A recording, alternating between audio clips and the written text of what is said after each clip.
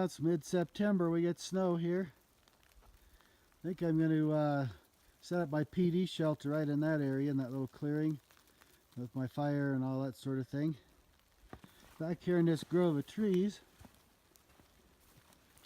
I think I will set up my hammock and everything between that little stand and that little stand of trees right there.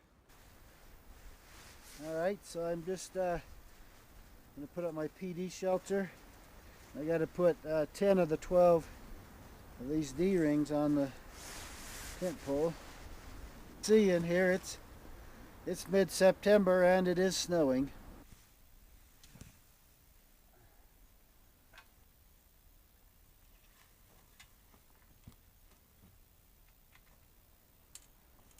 Well, I've got a little bit of some initial stuff going as a core.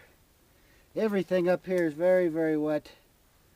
So I'm hoping that core will last long enough to dry out the driest of things I could find and help to get me started here.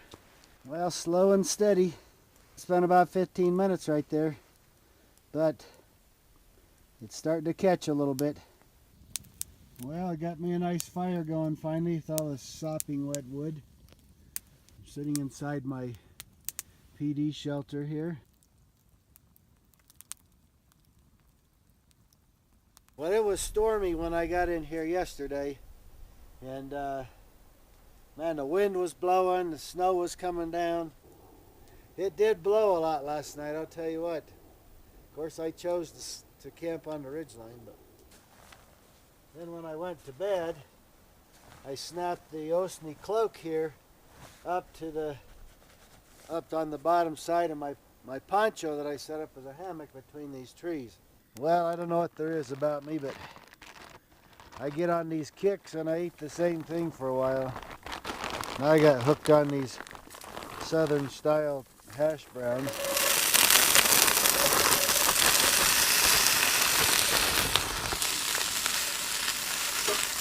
Like this Johnsonville brat.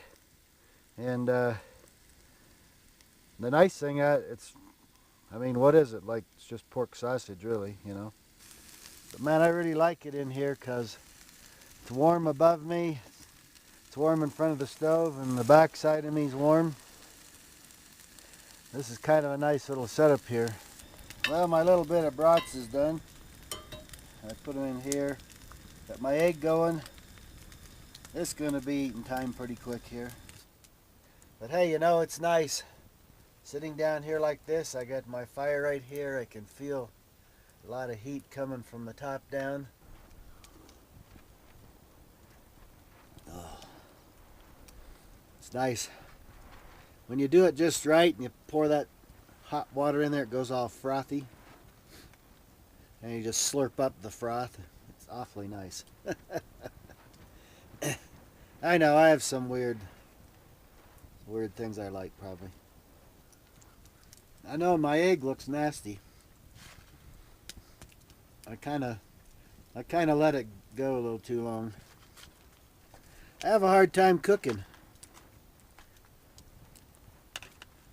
Because I get started, you know, you got something that's going to take 3, 4, 5 minutes. It's like, I hate to stand there waiting. So I go do something and I come back and oh, it's too much. I was gone a little too long.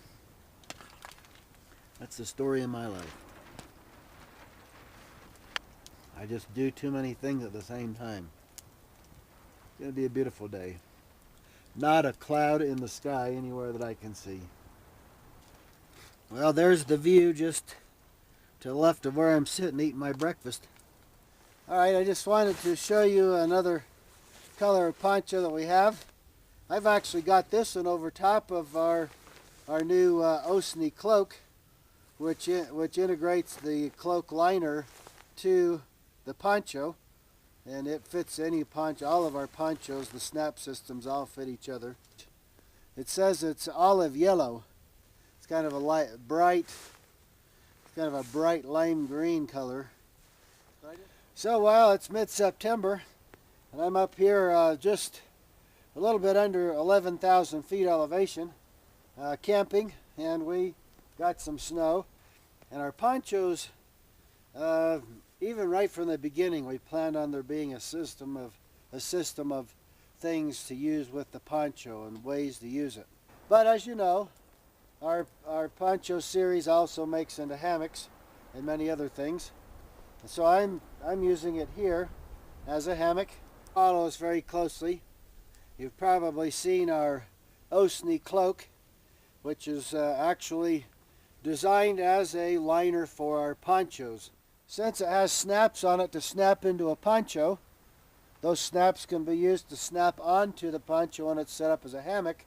So now the Osni, technically Osni, the Osni cloak can become an underquilt for any of our ponchos when you set them up as a hammock. I'm going to take this experimental Osni narrow blanket off.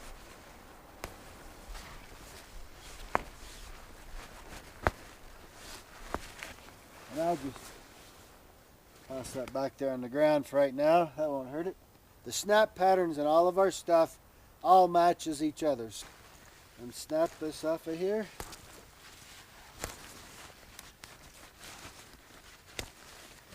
So I've now removed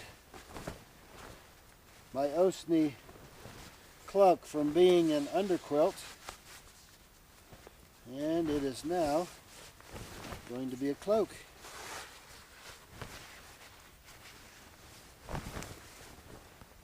And I've got a hood on, and I draw the hood up tight when I put it on as an underquilt.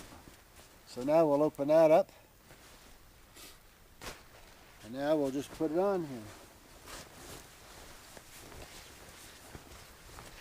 Now one other nice thing is an option that you can get, a hoodie pocket for the Osni, and it's insulated the same insulation and everything as the Osni itself. So let's just say I gotta sit and do a little surveillance here, glassing around looking for something. You know, I got the ability to sit here a little bit with the Osni cloak and still be just fine.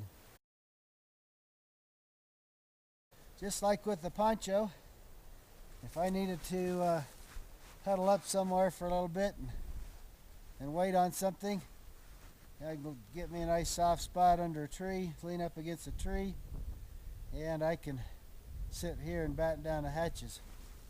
Now I can pull my arms inside of here.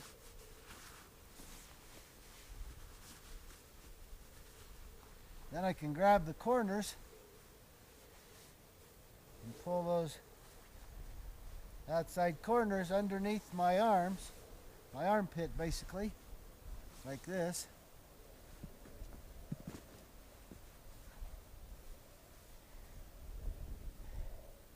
And now I'm really buttoned in here pretty nicely now.